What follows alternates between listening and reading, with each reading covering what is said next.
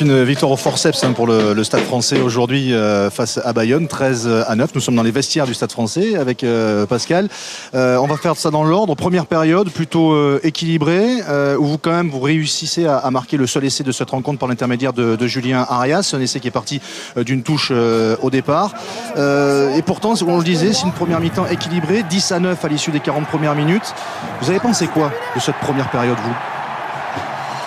Première période compliquée avec une météo compliquée où on a beaucoup de déchets, beaucoup de ballons glissants. Mais en tout cas, on avait quand même l'intention d'envoyer un petit peu de jeu, même si c'était, je le répète encore une fois, compliqué.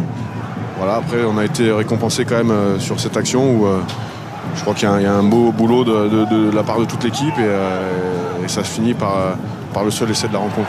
Ouais, 10-9 après cet essai de Julien Arias, un petit point d'avance pour le Stade français après la première période.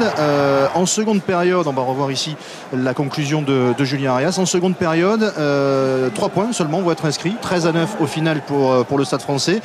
Une seconde période où là vous n'avez pas réussi à concrétiser. Là encore ça a été équilibré. On va revoir l'une des actions de cette seconde période où vous avez un temps fort mais vous ne réussissez pas à aller jusqu'au bout. Vous allez commettre 13 en avant sur l'ensemble du match. Alors certes, c'était des conditions compliquées.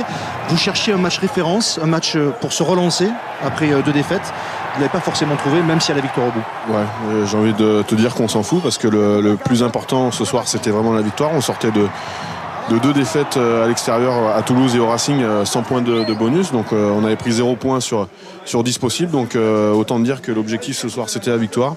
Et c'est pour ça qu'on est fiers de nous parce que c'était encore une fois des conditions pas faciles, qui ont, à mon sens, avantagé un peu l'équipe de Bayonne, qui est une équipe avec des qualités, qui est une équipe lourde. Et aujourd'hui, c'était compliqué de les bouger parce que le terrain était gras, parce que il y avait plein de choses.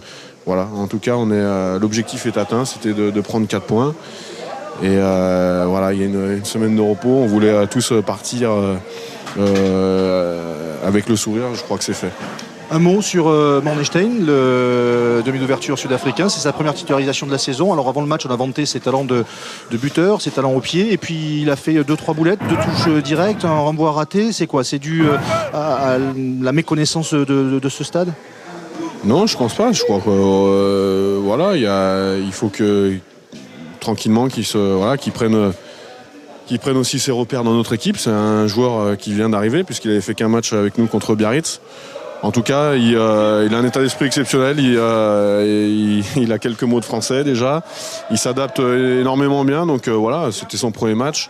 Il a fait des erreurs, je crois, comme l'ensemble de l'équipe. Et personne ne lui en veut. Au contraire, je crois qu'on a la chance d'avoir 2 très bons numéros 10 dans notre effectif avec Jules Plisson. Donc en tout cas, aujourd'hui, c'était son premier match titulaire. Je crois qu'il faut se faire aussi au top 14. C'est compliqué. Et maintenant, c'est fait. Un mot à titre personnel, vous étiez avec l'équipe de France en stage cette semaine. Dès demain, vous allez les retrouver. Comment s'est passé le stage et vous êtes prêts pour affronter les Blacks ? Bien sûr, on a fait un stage de qualité où on a vu pas mal de choses.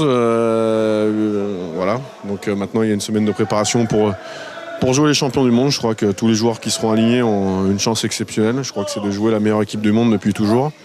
C'est un super challenge, quoi. Ça va être exceptionnel et je crois que quelque part, il y a rien à perdre et tout à gagner dans ce match.